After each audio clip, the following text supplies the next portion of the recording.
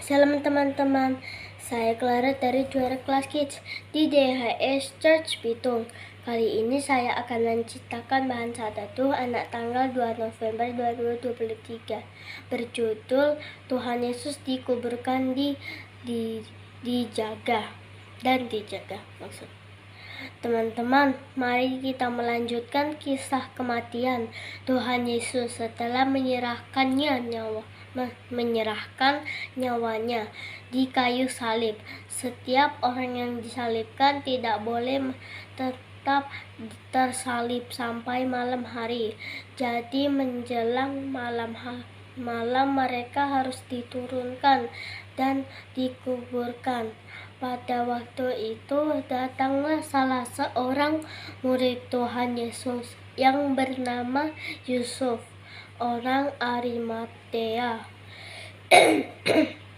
Ia pergi menghadap Pilatus untuk meminta jenazah Tuhan Yesus. Lalu Pilatus memerintahkan untuk menyerahkan jenazah Tuhan Yesus kepadanya.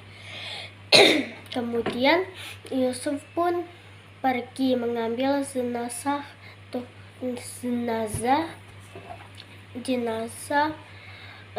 Tuhan Yesus, mengafaninya dengan kain lenan yang putih bersih atau membaringkannya di dalam kubur yang baru.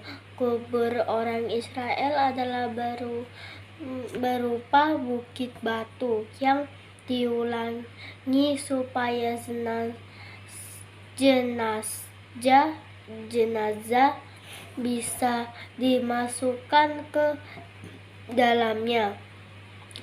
Yusuf mempunyai kubur keluarga yang masih baru, belum pernah digunakan untuk mengubur jenazah yang lain di sana.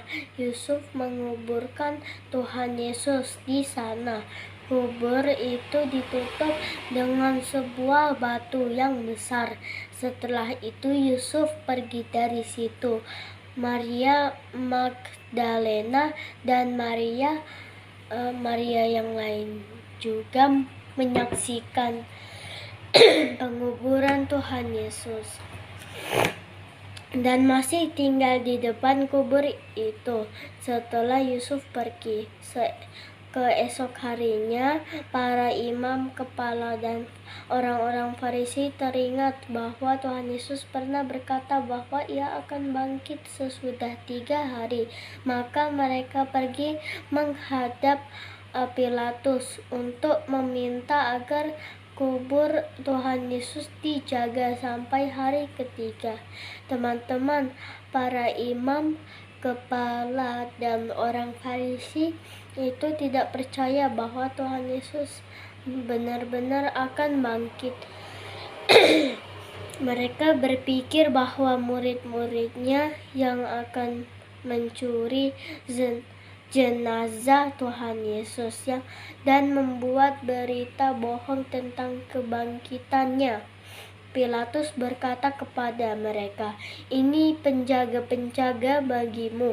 Pergi dan jagalah kubur itu sebaik-baiknya."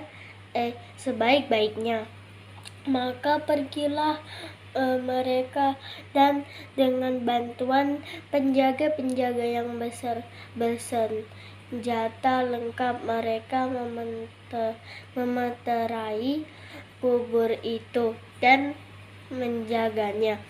Jadi tidak mungkin ada seorang pun yang bisa mengambil atau mencuri jenazah Tuhan Yesus yang ada di dalam kuburan itu.